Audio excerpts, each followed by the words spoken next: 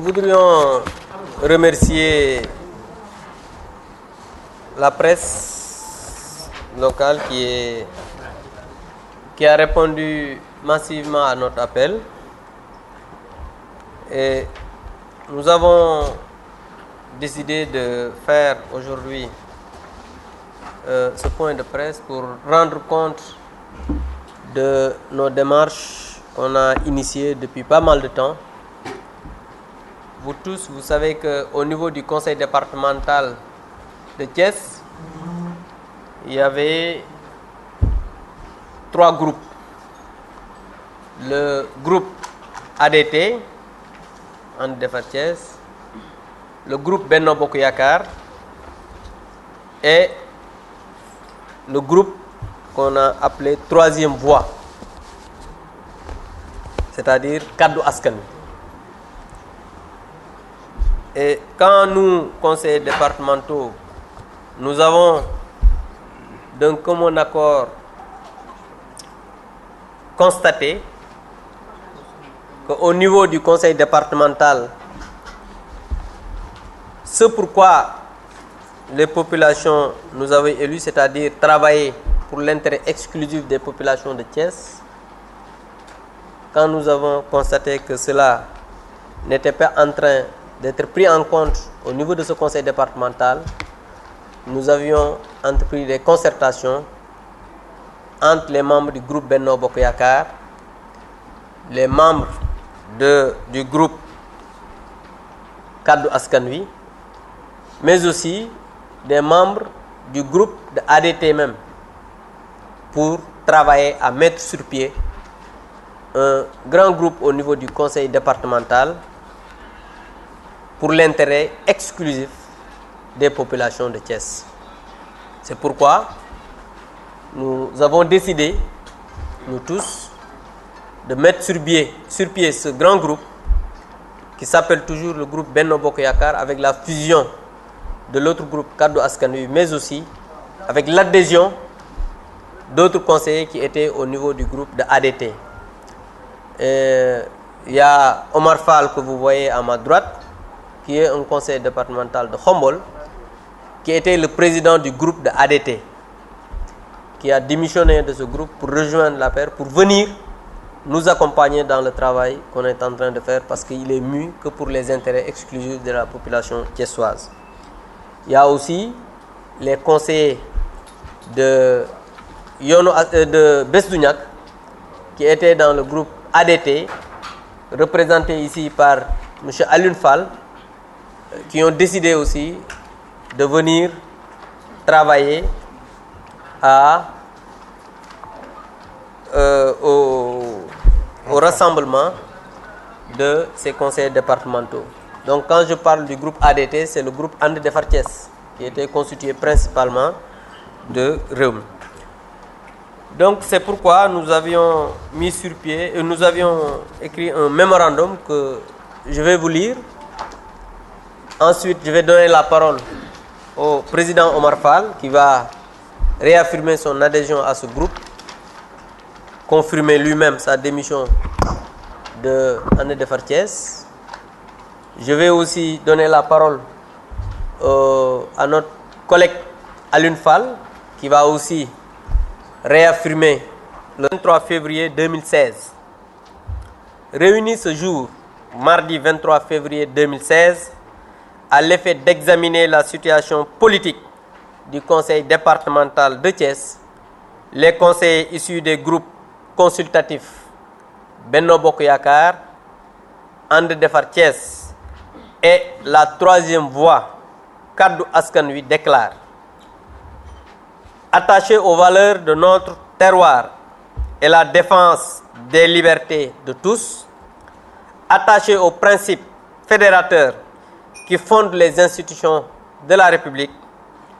attachés à la seule volonté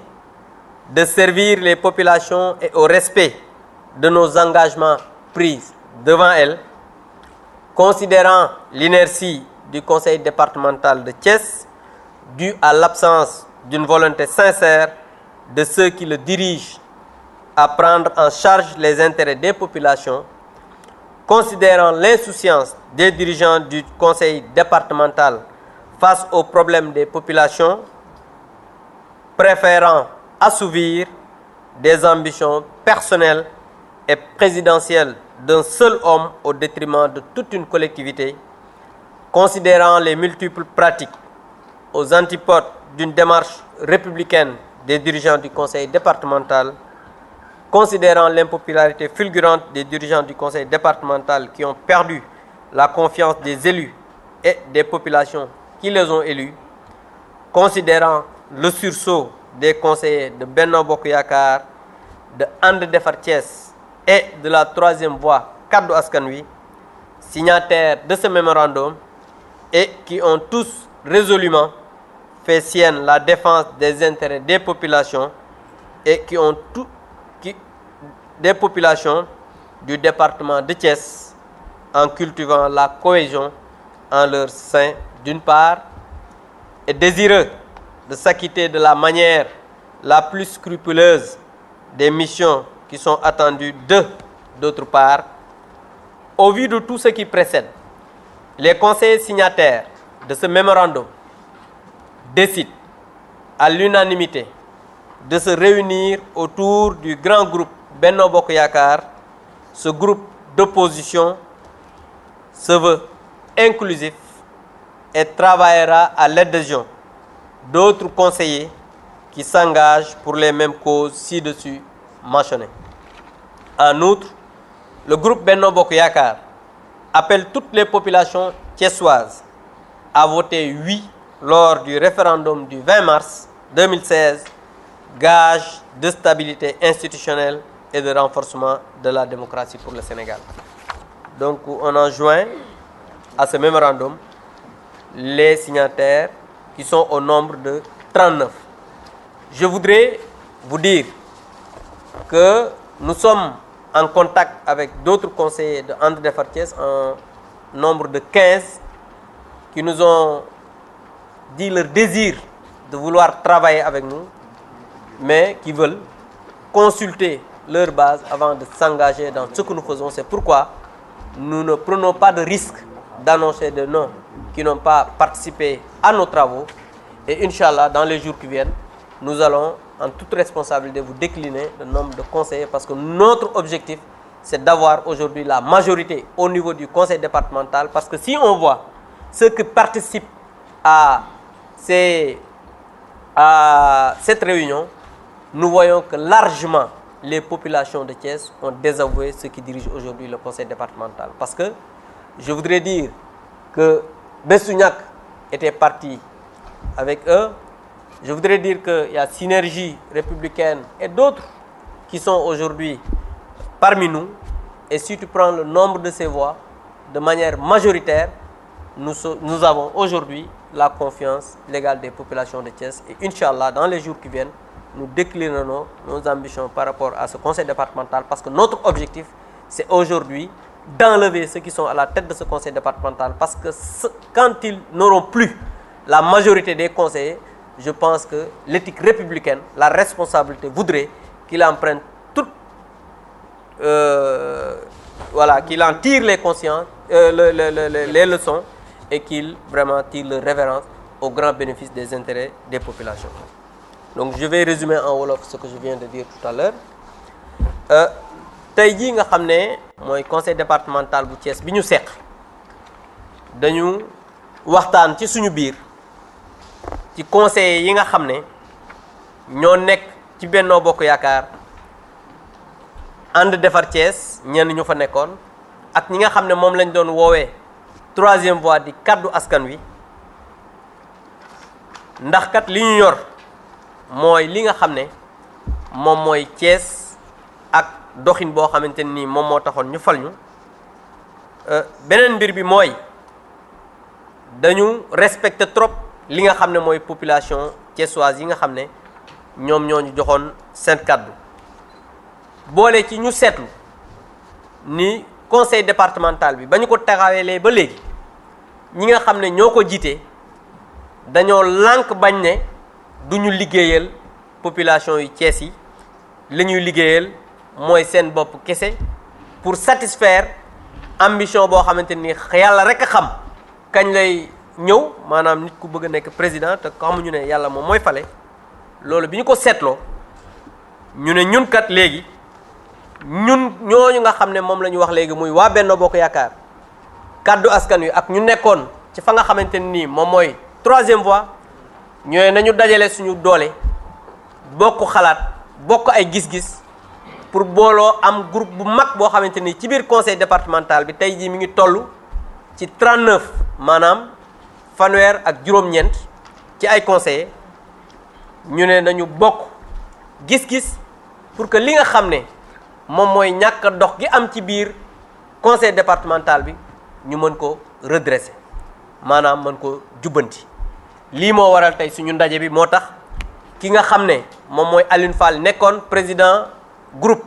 boobu ñuy wax ànd defar Thiès mi ngi nii ànd ak ñun démissionné na ci groupe boobu. ki nga xam ne mooy Alioune Fall nekkoon bés du ñàkk ak ñi mu àndal aussi ñu ñëw ànd ak ñun ñi nga xam ne ñoo nekkoon Reste les Verts ñëw ànd ak ñun ak ñoo xam ne ñoo bokkoon ci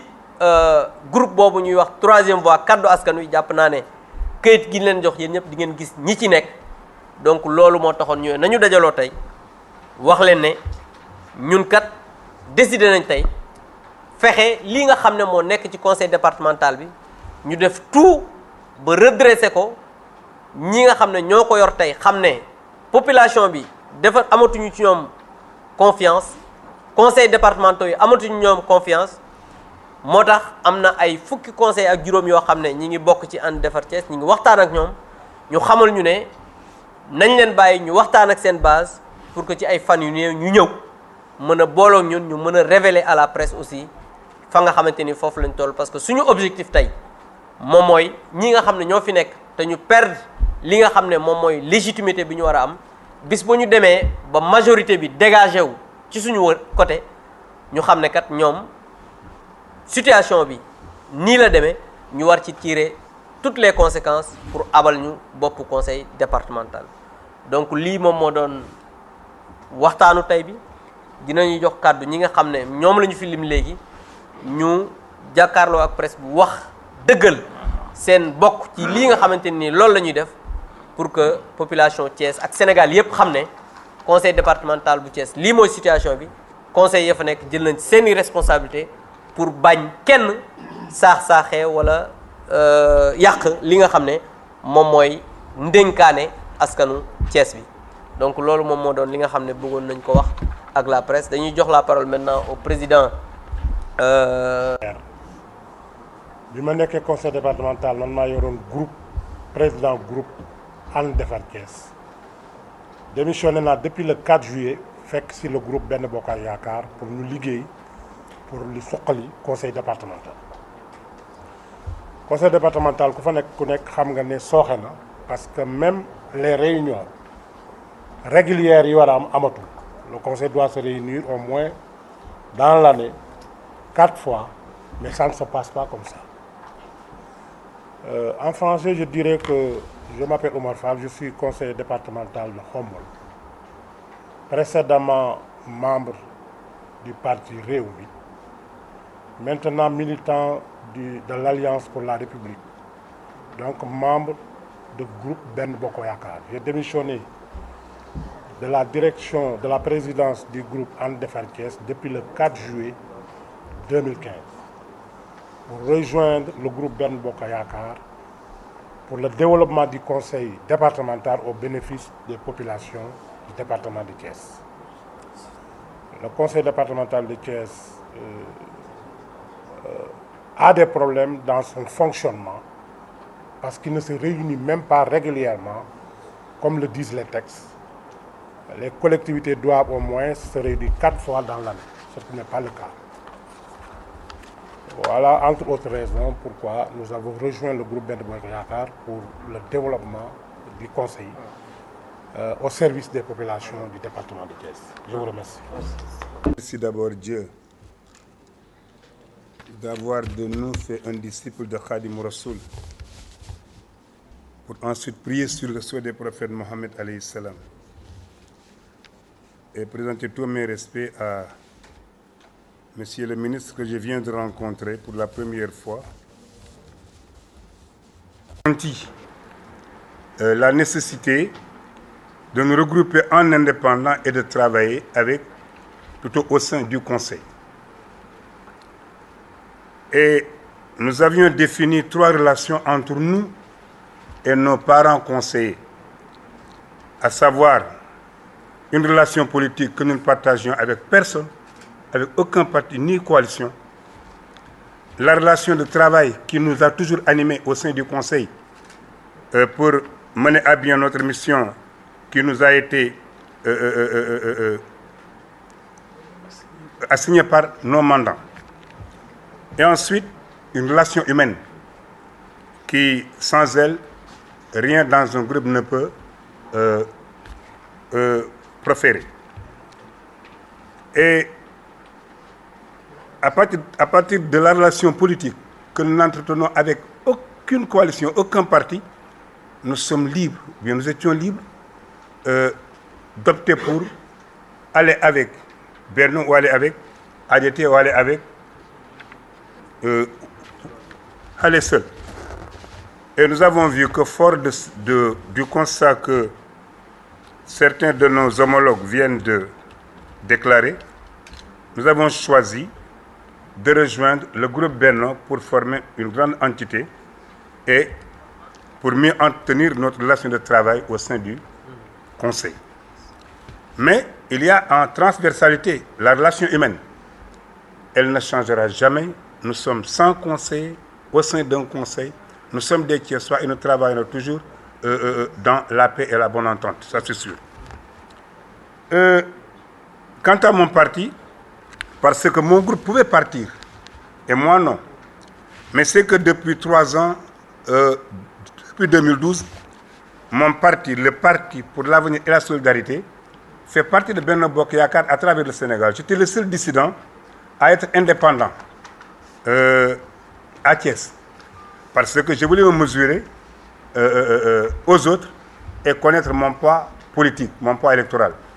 Et Dieu merci, depuis 2002, je le réussis dans mon indépendance. Et aujourd'hui, fort de cette indépendance-là, je rejoins mon parti dans Benno Bokk Yakaar, au sein du conseil départemental. Je rappelle tout de suite que quand je me présentais aux élections communales, comme les autres partis de mon groupe, nous n'avions eu le soutien d'aucune coalition, d'aucun parti, d'aucune puissance politique. Maintenant, librement, nous sommes venus à Benno Bokk Yakaar. Et j'assure que moi, personnellement, là, ça n'engage que moi. Le jour que je ne me reconnaîtrai plus dans Benno, je retournerai dans mon indépendance. Je suis là pour travailler pour les populations thiessoises. Et si Benno est là pour ça, nous irons ensemble jusqu'à la fin du mandat. Mais si je trouve autre chose que ça, moi, personnellement, je pourrais me retirer et aller et retourner dans mon indépendance. Et j'assure aussi que je porte, et sans aucune opportunité, sans propos politicien, je viens à Benno avec en bandoulière mon oui pour le référendum du 20 mars. Donc ça, je m'engage, même en dehors de Benno, j'allais le faire. Parce que c'est mon option individuelle et l'option de mes militants dans le département de Thiès. ci wolof mooy man maa ngi tudd Moustapha Bëgg Bamba Gueye maa ngi nuyu maa ngi sant yàlla bi ma booleeg Serigne Touba di jigéen di alayhi salaam di nuyu kilifa gi nekk suma càmmoñ mu di le ministre Tine di nuyu suma doom Abdou Mbow ak suma xarit Abdou Fall yàgg nañ trop bi ñuy ñëw conseil départemental ñun ñëwuñu ci ëmb kenn nous sommes venus dans le baluchon de personne kenn ëmb nu ëndaale nu indi suñu bopp ban fa ñëwee itam ñun ñi fa indi suñu bopp danoo booloo daje wax ni segam kenn moomunu nun noo indi suñu bopp ci kàttanu suñu borom dañuy booloo def benn groupe muy la 3e voie liggéeyal waa Thiès bi ñëwee itam danoo amoon ay diggante yu war a nekk suñu diggante ak ñun nekkal moo di diggante boo xam ne politique moo koy lal diggante boo xam ne bi lee liggéey rek moo koy lal ak di boo xam ne mënut a ñàkk ci ay nit mooy ngor ak digaale bu rafet donc sunu indépendance notamment sur le plan politique bi ñu ñëwee xool na ba xam ni ñun ñëpp nu ànd ak benn bokk yaakaar daf benn groupe mu nekk benn groupe boo xam ne bi dinañu mën a ànd liggéey ci conseil bi rek moo animé ba tax nu ñëw bokk si ci lii donc fekk na man suma parti man rek maa ci dëgëroon bopp ci Thiès ni damay natt sama bopp ñëw ak PAS parti pour l'avenir et la solidarité à Thiès comme 2002 ba na ngeen ànduma kenn mais suma yeneen parti suma waa Thiès waa Dakar ñeneen ñi ànd nañu ak Benno tey nag xam naa ni fekki suma parti ànd ak moom dem ci benn mais seeyu ma nag damaa ànd ak ñoom dem ànd ak ñoom liggéey parce que ma gisul lu ma xam nag comme ni ma gisee nii lu ma xamul damay rocceeku delluwaat nag moomaat sama bopp ndax man politiquement kenn moom ma à Thiès man naa sama bopp maa ngi sant yàlla allahumma salli ala sayyidina Muhammad. Ce cheminement, on a constaté que nous ne pouvons plus aller avec eux. Donc c'est pour cela nous tous les conseils départementaux de Bissignac issus de la liste de Bissignac vont travailler pour les intérêts des populations. Aujourd'hui, nous allons défendre les intérêts des populations parce que nous ne sommes pas nous ne sommes plus dans le groupe qui dirige le conseil départemental. ci wolof aussi dama leen di wax rek ni kon ñun sunu engagement bi ñu def nii dañuy travailler avec nos autres qui sont du conseil départemental qui est un groupe d'opposition dans le conseil ma ni sunu camarades yi ñu àndal tey jii dañoo ñëwaat ñun waa réew mi wala waa groupe And Defar Thiès ñooñu njëkkoon a tàllal loxo ca campagne ba dañoo topp ba tey pour ñu ànd ak ñoom bokk liste d'accord ñu ñuy topp di ñu topp ba ñu dem élection ba ñu am su néew ci ay conseillers ñu topp ñu aussi pour ñu àndaat ak ñoom ñu ànd ak ñoom ñu ni leen engagement bi ñu engagé nag yéen nag dañoo bëgg nag li ñuy ñun Thiessois yi ñoo ñu fal mais dañoo bëgg ànd ak yéen pour ñu gouverner ensemble mooy ñu ànd liggéey doxal pour intérêt population yi. ba ñu demee ci biir dañ cee gis ay pratiques yoo xam ni tegul ci yoon ñun tamit en toute responsabilité di ñun dañ leen a woo pour ñu toogaat waxtaan ci suñu biir. mais waxtaan boobu dañ cee topp di daw ba sonn ba ñu demee topp ba daw ba sonn nag ñun en fin septembre dañoo defoon point de presse bi nga xam ni ñoom laa fi teewal tey ñu absenté woon point de presse boobu ñoom ñoo ko tenir man ñëwumoon mais cal la ñu waxoon dama ko adhéré ñun boobu ak léegi nag ñoo ngi ci conseil départemental mais lépp lu ñu naqari wala lu ñu àndul ñu ne conseil yi fi nekk yëpp gis nañu bu heure bu nekk bu ñu àndul ci loolu dañuy yëkkati sunu parole wax ni ànduñ ci mais nag dañ naan mbooloo mooy doole bi ñu Abdou Mbow woowaatee nag nii nag puisque nii ñu tasaaroo amul sens amul solo nañu àndandoo nekk benn groupe bu gën a am doole looloo tax ñun loolu adhéré nañ ci d'autant plus que tamit li tax ñu ciy adhéré sunu leader muy sëñ Mansour Sy Djamil mi ngi ci dans bis du ñàkk mais bis du ñàkk ba mu nekk sunu leader ba mi ngi ci Benno Bokk Yaakaar mais Benno Bokk Yaakaar boobu tamit da cay bokk di mën a joxe xalaatam di